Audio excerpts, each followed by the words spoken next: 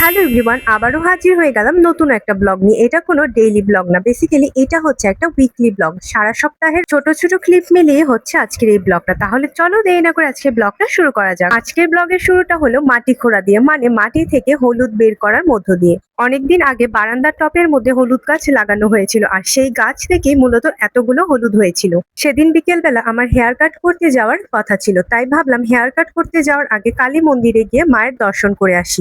আর এটা হচ্ছে আমার হেয়ার কাট করার আগের ক্লিপ, আর এটা হচ্ছে হেয়ার কাট করার পরের ক্লিপ।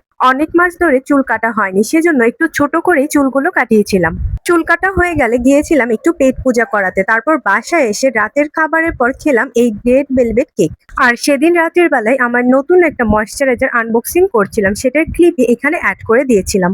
এটা হচ্ছে তারপর দিন, যখন আমাদের মাসির ছেলে প্রিহান আমাদের বাড়িতে বেড়াতে আসছিল। সেদিন আর প্রিহানকে আমরা যেতে দিইনি, জোর করে আমাদের বাড়িতে রেখে দিয়েছিলাম। পরের দিন প্রিহান রেডি শেডি হয়ে চলে গেল আম পাড়া দেখতে। আমাদের সাথে প্রিহানও আম পাড়তে গিয়েছিল, আর প্রিহানের এটা জীবনে প্রথমবারের মতো আম পাড়া বা আম পাড়তে দেখা ছিল। আম গাছ তলায় ছিল অনেক গরম, আর সেখানে প্রিহান অনেক ঘেমে গিয়েছিল, সেজন্য সৌরভ এখানে প্রিহানকে নিয়ে বাতাসের মধ্যে বসেছিল। আর এইদিকে আমরা আম পাড়ায় ব্যস্ত ছিলাম। আম পাড়ার সময় দুইটা মেয়ে আমাদের অনেক সাহায্য করেছিল আম টুকাতে, আর ওই দুইটা মেয়ে আমাদের বাড়ির নিচেই থাকে। আম পাড়ার পরে পরিস্থিতি দেখে মনে হচ্ছে এখানে অনেক বড় একটা ঝড় বয়ে গেছে। এটা হচ্ছে আমার ছোট্টবেলার বালিশ আর ব্ল্যাঙ্কেট, যেটা প্রিহানের জন্য বের করেছিলাম আলমিরা থেকে। আমি বড় হওয়ার পর এটা আলমিরা থেকে বেরও করা হয়নি আর ব্যবহারও করা হয়নি। আজকে অনেক বছর পর প্রিহানের জন্য আলমিরা থেকে বের করা হলো।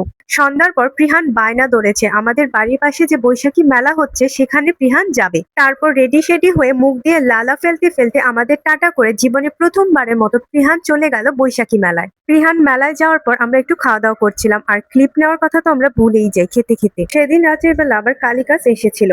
সেদিন ছিল ফ্রাইডে, তাই একদিনই অনেক কিছু ঘটে গিয়েছিল, যেমন আম পাড়া, মেলায় ঘুরতে যাওয়া, আবার রাতের বেলা কালিকাস আসা, খাওয়া দাওয়া, অনেক কিছু। ফ্রাইডে মানেই হচ্ছে একটা লম্বা দিন, যার মধ্যে থাকে অনেক কিছু।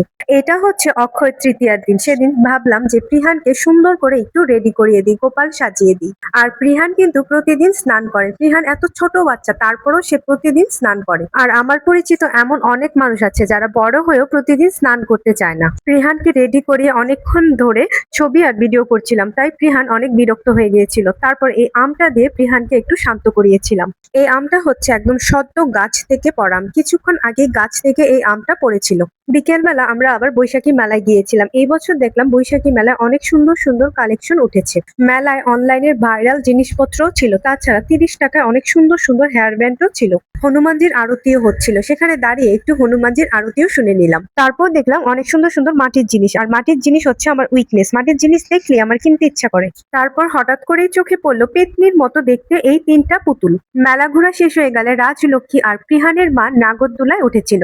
তারপর মেলায় থাকা পানিপুরি খেয়ে আমরা বাসায় চলে আসি। আর মেলা এত পরিমাণ গরম ছিল যে আমরা সবাই পাগল হয়ে যাচ্ছিলাম গরমে। মেলা থেকে বাসায় আসার পর সৌরভ আসছিল প্রিহানের সাথে দেখা করতে, আর প্রিহানের এটা হচ্ছে প্রিয় খেলনা। এটা দেখলে প্রিহানের কান্নাকাটি একদম বন্ধ হয়ে যায়। তারপর প্রিহানকে বউ সাজিয়ে দিলাম। আগে যেভাবে সাজিয়েছিলাম সেভাবে সাজিয়ে মন ভরেনি, সেজন্য এখন যেভাবে সাজিয়েছি সেভাবে প্রপারলি সাজিয়ে দিয়েছিলাম। আমি হচ্ছি আজব প্রজাতির মানুষ, ছেলে বাচ্চাকে মেয়ে সাজাই আর মেয়ে বাচ্চাকে ছেলে সাজাই। বউ সাজার পর কিন্তু প্রিহান অনেক খুশি ছিল। তারপর ওকে নিয়ে একটা রিলস বানিয়েছিলাম, তারপর এতবার রিটেক নিয়েছিলাম যে প্রিহান বিরক্ত হয়ে কান্না করে দিল। এগুলো হচ্ছে মেলা থেকে কেনা জিনিসপত্র। মাটির এই জিনিসটা কিনেছিলাম, যেটার নাম আমি জানি না। তার পাশাপাশি hair band, hair clip, bracelet and earrings অনেক কিছুই কেনা হয়েছিল, আর সবকিছুই কিনে দিয়েছিল আমার আন্টি, মানে প্রিহানের মা। তো আজকের ব্লগটা এখানে এন্ড করছি। দেখা হচ্ছে অন্য কোনো ব্লগে। সে পর্যন্ত তোমরা সবাই সুস্থ থাকো, ভালো থাকো।